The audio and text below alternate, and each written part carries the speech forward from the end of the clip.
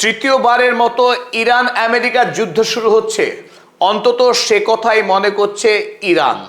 Iran ইতিমধ্যেই দেশের অভ্যন্তরে মার্কিন হামলা খুব শিগগিরই শুরু হতে যাচ্ছে এটা মাথায় রেখেই ব্যাপকভাবে যুদ্ধের প্রস্তুতি শুরু করেছে।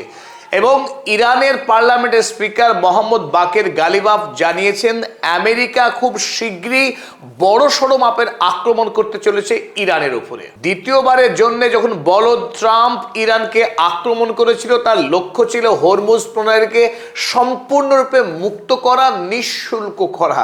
কিন্তু দ্বিতীয়বার ইরানের কাছে যুদ্ধে হারার পর আমেরিকা যদিও দাবি করছিল যে আমেরিকার সঙ্গে ইরানের চুক্তি হচ্ছে, আদতেও ইরান আমেরিকার সঙ্গে কোনো প্রকার আলোচনায় যায়নি। যে আলোচনা চলছে তা হলো ওমানের সঙ্গে, এবং ওমানের সঙ্গে চুক্তিতে ইরান জানিয়েছে অন্তত পক্ষে পণ্যবাহী জাহাজ হরমুজ প্রণালী দিয়ে পার হবার সময় যত টাকার মাল নিয়ে যাবে তার 7% টাকা ফিস জমা দিতে হবে ইরানের কাছে। অর্থাৎ প্রথম যুদ্ধের পর ইরান যখন দাবি করেছিল হরমুজ প্রণালী দিয়ে পার হওয়া প্রতি পণ্যবাহী জাহাজকে ইরানের কাছে 2 মিলিয়ন ইউএসডি করে ফিস দিতে হবে, সেই ফিজের পরিমাণ এবার বেড়ে গিয়ে হয়ে গেল 14 মিলিয়ন ইউএসডি। 7 গুণ অতিরিক্ত ফিজ চাপাতে চলেছে ইরান। শুধুমাত্র এখানেই শেষ নয়, ইরান আরো দাবি করেছে ইসরায়েল হরমুজ প্রণালী দিয়ে জাহাজ তো নিয়ে যেতে পারবেই না, এমনকি আমেরিকা যুক্তরাষ্ট্রকেও কোনোভাবেই পণ্যবাহী জাহাজ নিয়ে হরমুজ প্রণালী দিয়ে পার হতে দেওয়া হবে না। আমেরিকার পক্ষে ইরানের এই দাবি মেনে নেওয়া কি সম্ভব হবে? যুদ্ধের আগে হরমুজ ছিল খোলা, প্রতি যুদ্ধের পর ইরান তার দাবিকে বাড়িয়েছে এবং বিশ্বের কাছে আমেরিকা হাসির পাত্রে পরিণত হচ্ছে, এবং দেশের অভ্যন্তরে ডোনাল্ড ট্রাম্প সবচাইতে অপ্রিয় রাষ্ট্রপতি হয়ে উঠছেন। অপরদিকে বিশ্বের যত জাহাজ সংস্থাগুলো আছে তারাও ডোনাল্ড ট্রাম্পকে এবং জাতিসংঘে গিয়ে চাপ প্রয়োগ শুরু করেছে। এত বিপুল পরিমাণের ফিস দেওয়া তাদের পক্ষে সম্ভব নয়। তাই ডোনাল্ড ট্রাম্প আরো একবার ইরান আক্রমণ করবার প্রস্তুতি নিচ্ছেন এবং সেই প্রস্তুতি চূড়ান্ত পর্যায়ে। আর এই পরিস্থিতিতে আমেরিকা আরো একবার ইরানের বিরুদ্ধে যুদ্ধে নামতে পারে বলেই মনে করছে বিশেষজ্ঞ মহল। অনেকেই মনে করছে যে ডোনাল্ড ট্রাম্প বাহরাইন এবং কুয়েতের মার্কিন ঘাঁটিগুলি থেকে ইতিপূর্বে সেনা এবং সামরিক অস্ত্র নিয়ে যে পালিয়েছে সেটাও ডোনাল্ড ট্রাম্পের যুদ্ধের একটা কৌশল। কারণ আমেরিকার কাছে যেহেতু ইন্টারসেপশন মিসাইল নেই, তাই আগে ভাগে সেনাদেরকে সরিয়ে নিয়ে নতুন করে যুদ্ধে নামতে চাইছে ডোনাল্ড ট্রাম্প, যাতে ইরানের হাতে আর মার না খেতে হয়। দূর থেকে এসে শুধু ইরানকে মেরে আমেরিকা যাতে নিরাপদ দূরত্বে পালাতে পারে। তবে আমেরিকা যে আরো কয়েকবার ইরানের বিরুদ্ধে যুদ্ধ করতে পারে সে কথা ইরান আগে থেকে বেমালুম জানে। তাই ইরানও তার প্রস্তুতিকে চূড়ান্ত পর্যায়ে নিয়ে গেছে। যে কটা দিন যুদ্ধবিরতি থাকছে সেই যুদ্ধবিরতির দিনগুলোতে ইরান বিপুল মাত্রায় মিসাইল এবং ড্রোন তৈরিতে মনোযোগ দিয়েছে। চলুন দেখে নিই হরমুজ দিয়ে আমেরিকার সঙ্গে ইরানের আরো একবার কিভাবে যুদ্ধ পরিস্থিতি তৈরি হচ্ছে। সকলকে স্বাগত জানাচ্ছি, আপনাদের বন্ধু অধ্যাপক আব্দুল হালিম। চলুন শুরু করি। আমেরিকা ইরানের সঙ্গে যুদ্ধও চায়, চুক্তিও চায়।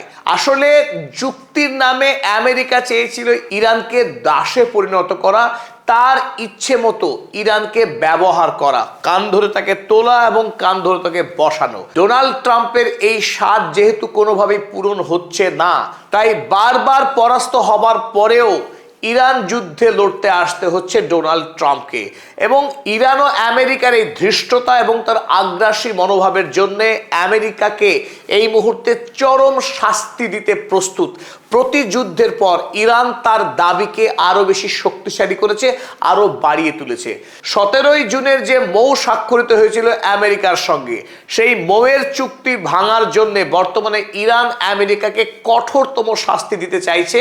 হরমুজ প্রণালী দিয়ে যে সমস্ত জাহাজ পার হবে সেই জাহাজগুলো কোন শর্তে পার হবে এই বিষয়ে ওমানের সঙ্গে লাগাতার গত 1 সপ্তাহ ধরে দফায় দফায় আলোচনা চলছে ইরান এবং ওমানের মধ্যে।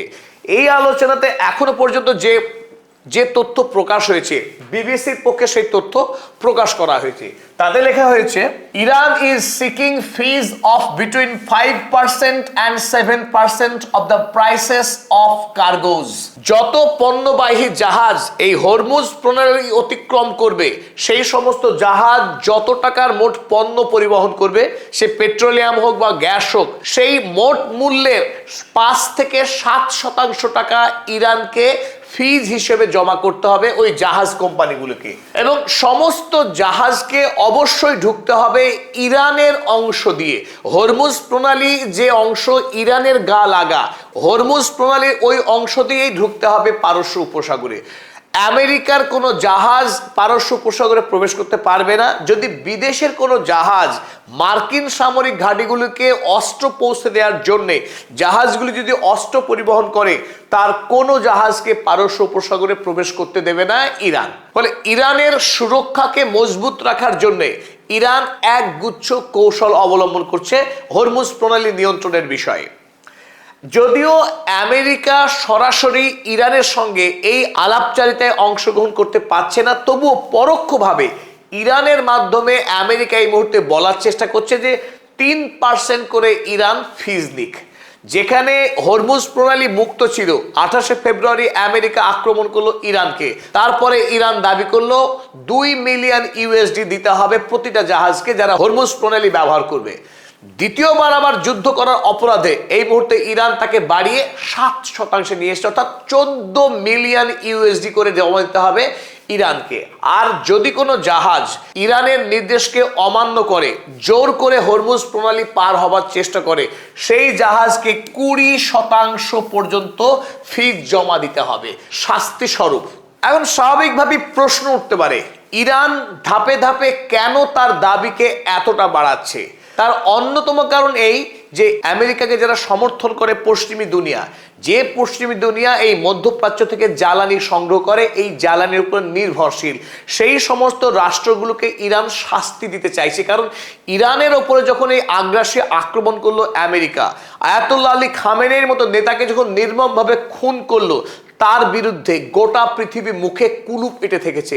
পশ্চিমী দুনিয়া আমেরিকার বিরুদ্ধে, ইসরায়েলের বিরুদ্ধে একটি শব্দ প্রয়োগ করেনি।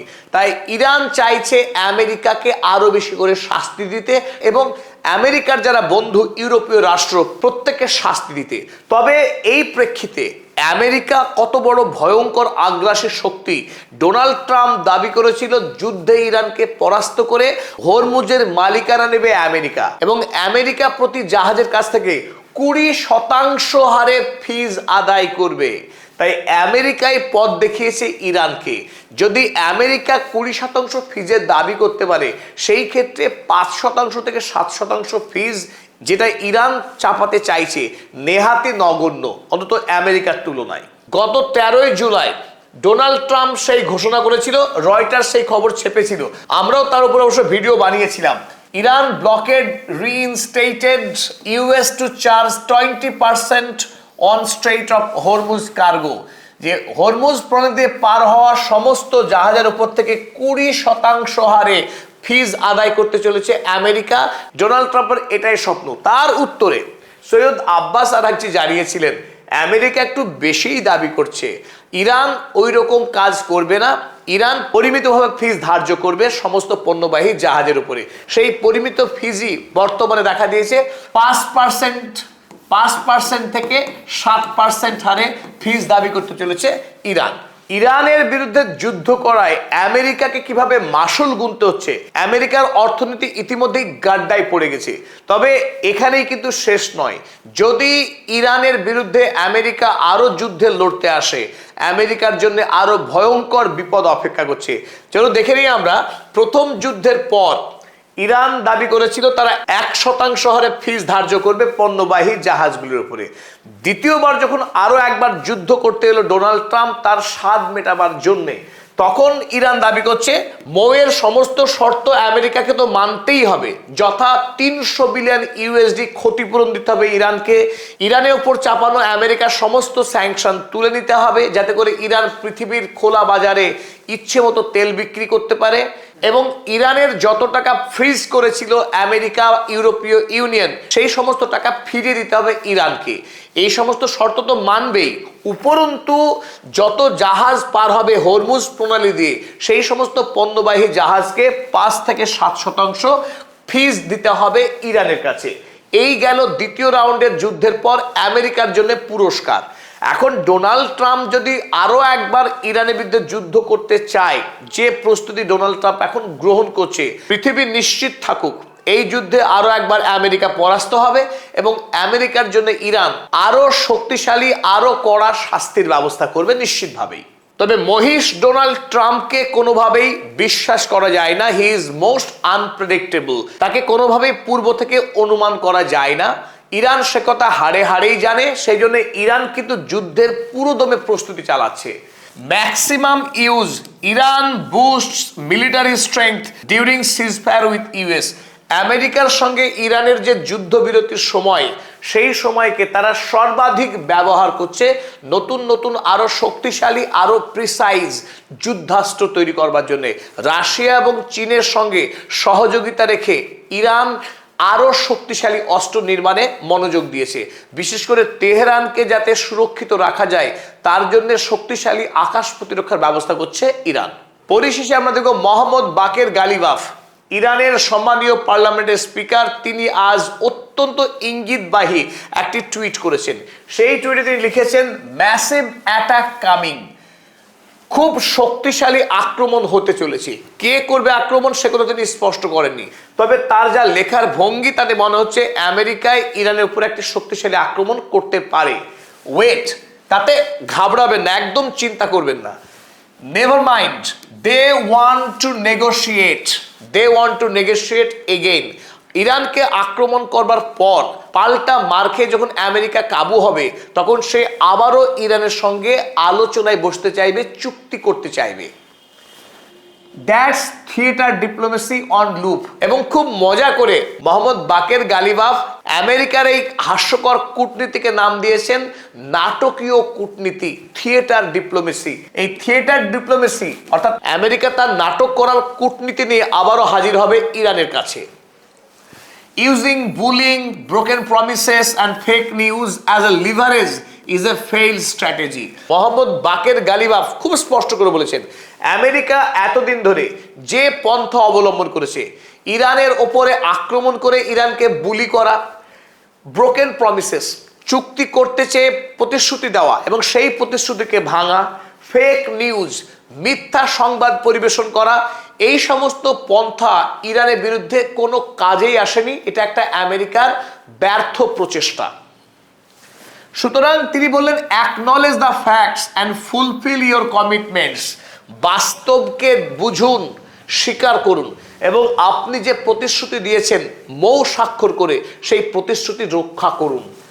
We don't need more theatre. Iran আর আমেরিকার নতুন কোনো নাটক দেখতে প্রস্তুত নয়, রাজি নয়।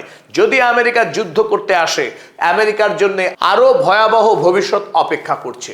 আর এরই সাথে এই নিবেদন আমরা শেষ করছি। যারা পদাতিক চ্যানেলকে এখনো সাবস্ক্রাইব করেননি, দয়া করে সাবস্ক্রাইব করুন, সঙ্গে থাকুন।